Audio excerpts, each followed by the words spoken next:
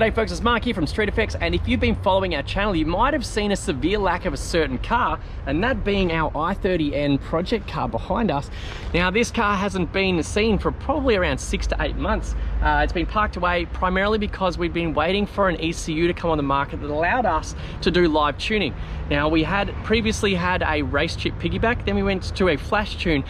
Both of them had their inherent problems, mostly to do with the fact that we weren't able to make adjustments on the fly, so that if something went wrong on the track, if it went into a limp home mode, we wouldn't be able to see what actually the problem was, and we would have to take it back to the workshop, get it logged into, and then see what the issue was. Now the good thing with plug and play replacement ECUs is that all of these things can be checked on the spot via a laptop or on the dyno, and then we can make those adjustments as they are needed.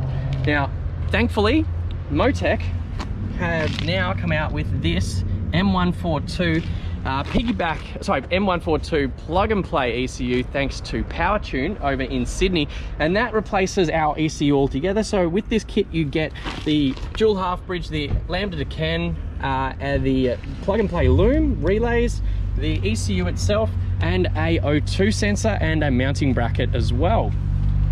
Now that will solve all of our problems as far as tunability goes. And while we're at it, we're going to be adding, or this is the other reason that we wanted to do this as well, was because we wanted to run a flex fuel setup. Now we had maxed out at around 300 horsepower at the wheels before, and we're hoping with some E85, we're not sure what blend we can run yet, we're hoping with E85 we can get somewhere closer to 350 or somewhere north of that. We'll see how we go.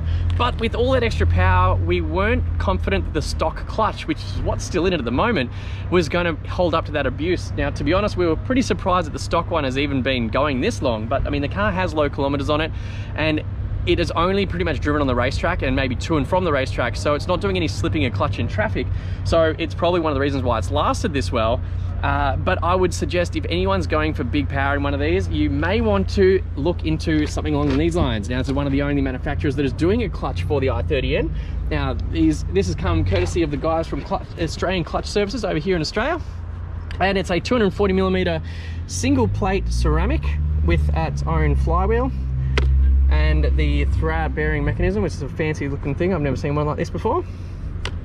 And that will, we've been told, that will hold any power we want to throw at this car, within reason obviously. We don't foresee ourselves hitting any more than around 400 odd horsepower, which is probably closer to 450 at the fly. Let's call it 400. We've been told that this clutch will do everything that we want it to do, and it'll future-proof us as well, so that's fantastic. We don't have to keep spending money on upgrading. For you guys that are just joining our channel and haven't seen the build of this car, I'll run through what is actually on there. So let's start at the front. It is a stock motor, hasn't been opened, and it has a turbocharger that has been high flowed. So it's a stock turbo, high flowed by GCG. The intake is going, so that's going to come off. It's just got a straight intake at the moment, which will be getting converted into a proper airbox before the next event. It's got a Turbo Smart blow-off valve down there somewhere. You can just spy it down there.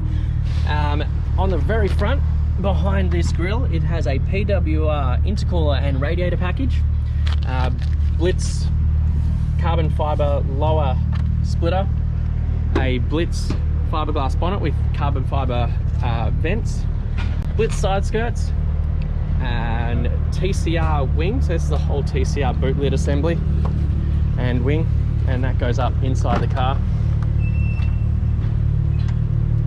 And while we're in here, you can see that we've got a roll cage. Funny thing about that was the last competition we were in, it was actually kicked off the track because it was too fast for the class we were in, and they told us we had to put a roll cage in if we continued to compete in that class. So basically, if you run faster than 145, you've got to have a CAMS approved roll cage in the car. So what, it's Thursday night, where are we supposed to get a cage? Don't run at 145, run it slower. Yeah, well basically, what am I supposed to say? You can't just give us an exemption for that? No, no exemption. If I give an exemption to you, I've got to give an exemption to others. So, we did what any normal person would do. We ripped the interior apart and we put a half cage in. So that's why it has that cage in there now. On top of this, we have MCA coil over suspension. Now the back of these from factory have a split coil to shock, so that's been converted to a full coilover in the back. Front was factory coilover, but they've been replaced obviously front and rear with the MCAs. Brakes are stock calipers with Motorsport brakes rotors, and well, they're basically just factory rotors with the N carved in there and some slots. and some S88 Sur4G pads, front and rear. So Coil, there we go. So these are a set of 18x9 front and 18x8 rears, and some tyres from Keith for wheels. These are a 265 on the front and a 235 at the back. Obviously being front wheel drive, all the work's done at the front here, so let's hope. We haven't tried these tyres yet, so these are a Nexen Sur4G, courtesy of Keith for wheels.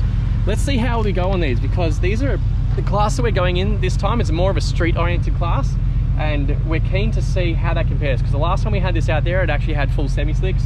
So these are more of a road tyre. I've been told they're good, so we'll see how we go. It has an X-Force dump pipe off the turbocharger and an X-Force full exhaust out the back. So it still retains the twin exits. There we go.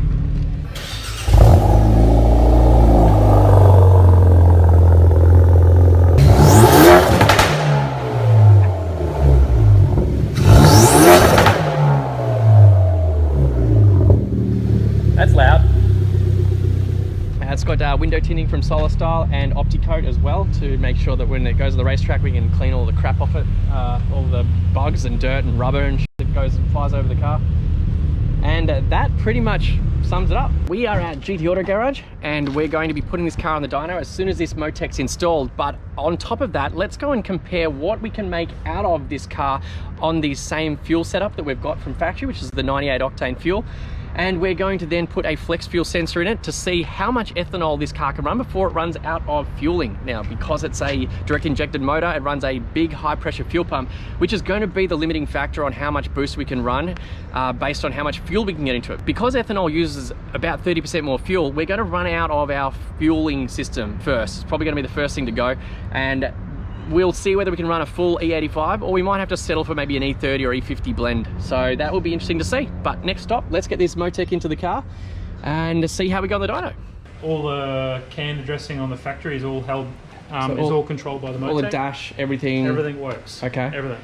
Like cruise, all your optional stuff. Plus, you can then obviously get all your MOTEC options of your traction control and your launch control, and your, you can pretty much just tick all the boxes. And does it do flames?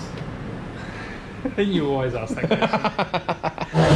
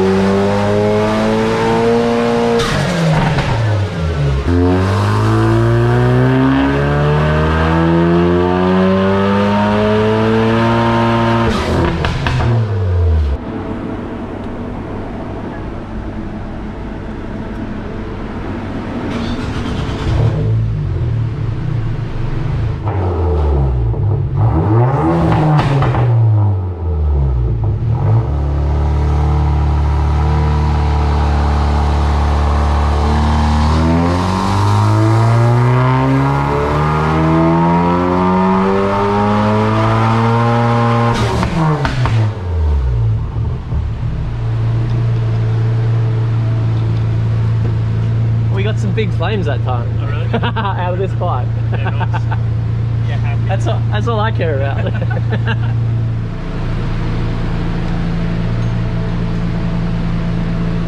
Alright, so we're finished on the dyno. Yep. How we go? Yeah, not where we kind of expected. So we ended up at literally 427 newton meters and just on 320 horsepower. But predominantly keeping the high pressure fuel pump safe.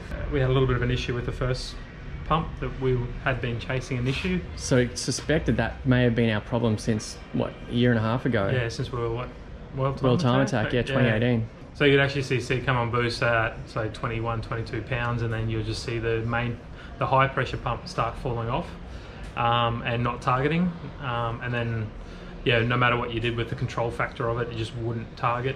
So I brought the boost down to target like 17, 18 pounds, and the pump was fine. And then we got a new pump and we don't have that issue anymore. Okay. So yeah, as soon as I fixed that, we had no misfire, no nothing, but having the MOTEC on it, we can actually clearly see what was going on. Yeah. As far as ethanol fuel, what's the... We didn't really have much of a gain on that. Mainly, well, we race in 2 days and I've got other cars to get ready as well. So we're a little bit out of press for time, but it's I can't see a big gain until someone's got a TCR pump on the way. So the issue is that with the ethanol, we need 30% more fuel, which means that we're maxing out the fuel pump as it is, so we have to back off the boost to compensate. So at the end of the day, we'll just run a little bit of ethanol for cooling. A little bit of safety on it, a little bit of knock on it. But there was no knock on it. MOTEC controls all that, but more the cooling effect of the bit of ethanol on it. But all in all, I think it'll be a lot smoother. This is about that fuel pump. That's all we're going to get out of that. Yep. Yeah, we've got a lot more control now, the MOTEC. That'd be good. Yeah. Cool. Sweet. Cheers. See ya. So it's the moment of truth, the little i30. We're doing the final preparations for tomorrow's track day, which is King of Queensland Raceway. It's going to be a huge day out there with some serious competition. Now that we've got the MOTEC in there, we're making around 320 horsepower at the front wheels. So that's about 20 horsepower more than we were before, but it's on 3 PSI boost less. Now, the other big thing that we've been able to do since we've had it in there is the diagnostic tools were able to tell us that we had a faulty high pressure fuel pump, which has been an issue with this car for around 18 months. It had been misfiring even since World Time Attack back in 2018, but we weren't able to figure out what the issue was until we've had the graphs available to us from the MOTEC. So that's a big plus about having this new ECU in there, is the logging and the diagnostic capabilities. Aside from that, it's just a plug and play job, so we still retain all the factory features like cruise control, traction control, and the rev matching and blipping on downshift. We've got the new Xtreme clutch in there as well. We've got new brakes, so if you have seen previously, we had the Serco S88s. They were pretty much at their end of life, so we've gone and put an upgraded set of Serco M119s. Now these are more motorsport related pad rather than a high-end street one. The rears are still the S88s though, because there was still plenty of meat in there. Now, talking about the back of the car, you may notice that we've had to change the boot lid. We don't have the TCR wing and boot lid on there anymore, because for the class we're in, unfortunately it wasn't compliant because the wing stuck out over the rear of the car, and for those class rules, the wing has to stay within the confines of the factory bodywork. That brings us to another thing. This diffuser also meant that we're no longer in street class. Everything else on the car is street class compliant, but this tiny little splitter I should say, has pushed us into track tuned class.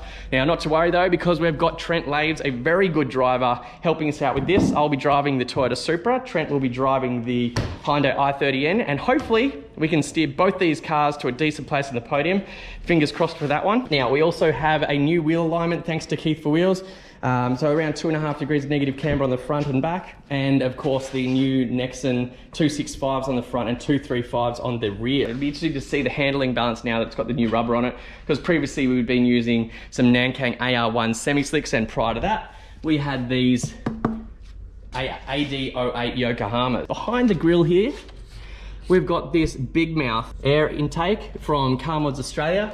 Now it's leading up to where the air box usually would go to help give us a cold air injection into the intake. Now, we didn't get a chance to do a new cold air box for this yet, so we're still running what we'd had on there before, but that big mouth thing comes in directly underneath that metal shield and will help cool our intake charge. We've got this flex fuel sensor located down there. With the, our intention was to run a bit of ethanol in there. Unfortunately, the fuel pump kept running out of puff, so we were only able to run around 10 to 20% ethanol content. Hopefully that keeps the combustion temperatures down a little bit, but it's not going to really help with power too much. After this weekend's done and dusted, we're going to be putting the new TCR fuel pump in there, and with any luck, hopefully, that will yield us some more power and allow us to run more ethanol content after this particular event. So anyway, folks, that will be it for today, and tomorrow you will see us at Queensland Raceway. We're here at Queensland Raceway for King of QR. It's the biggest time attack event of the year. Now today we've brought out our A90 Supra and our i30N. It's the first time this has been out in about a year. It's now got a MOTEC computer thanks to Powertune and tuned up by GT Auto Garage. Latest mods to this one's got a nice new set of rubber from Yokohama and some new wheels from Coil. So hopefully we can better our lap times in this, and we'll see what this one can put down. This one's being driven by Trent Laves today, and yours truly will be in the Supra. So let's have a look around the pits and see what we're up against. King of QR is 4 tracks, 1 day. It's an endurance sprint event. You have to make it to the end, and it's all about that fast start.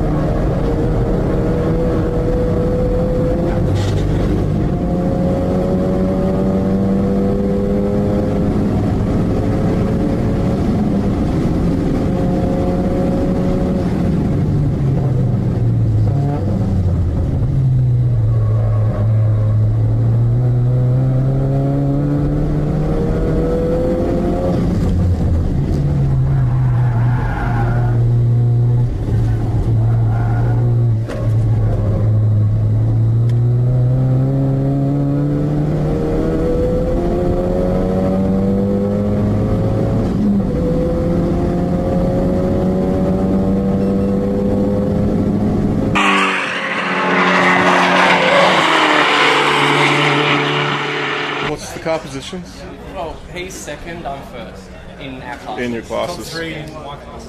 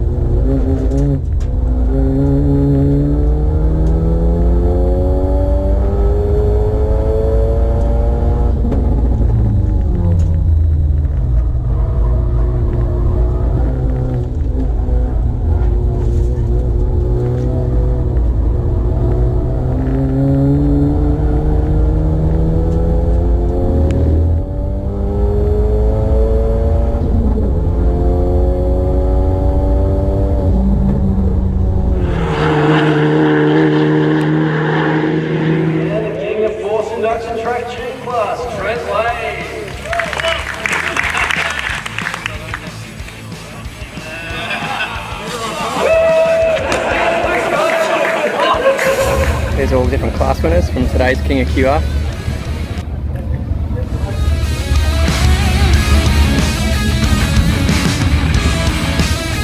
There we go. What a day.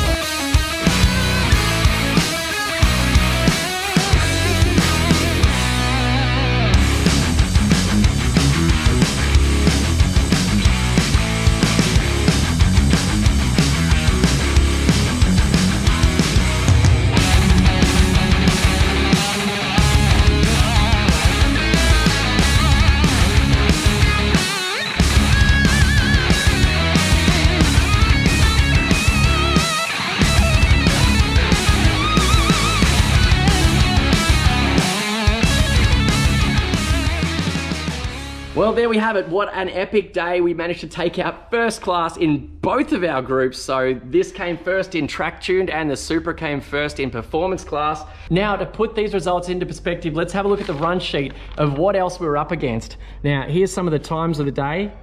You can see here, as we get nearer to where we are, we're 21st out of 90 entrants. And here's the top 60.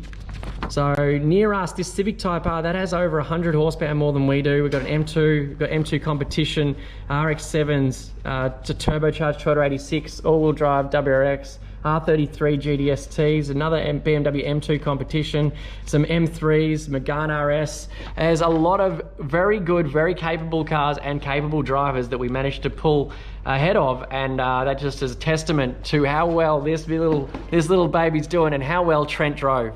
Huge results for us here at Street Effects. Thank you so much to Trent Laves for driving this car, and thank you to all the team that made this happen. Now, as a bit of a conclusion, the clutch worked brilliantly. It feels pretty much like a standard clutch. I drove it back from the track. So yeah, definitely would recommend that Xtreme clutch. The MOTEC drives like it's a normal standard car.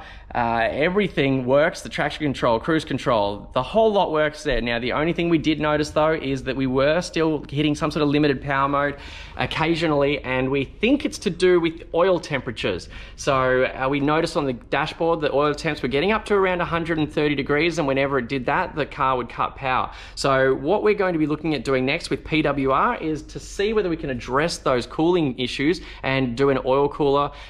So next thing will be that, if you guys are interested in subscribing to see what we do to solve those problems. Now, I know it's a bit of a known issue, especially on those big long track layouts when you're really under boost. So can't hurt to have an oil cooler in any car anyway, so that will be something that we'll be addressing very shortly. Aside from that, the fuel pump, we'd love to see a little bit more power out of it, so hopefully we can get closer to 400 wheel horsepower. So make sure you do subscribe and stay tuned to our channel so that we can show you what we do with the development of this car next. Anyways, thank you again to all the team that made this happen, and thank you very much for watching, and make sure you sub to our channel.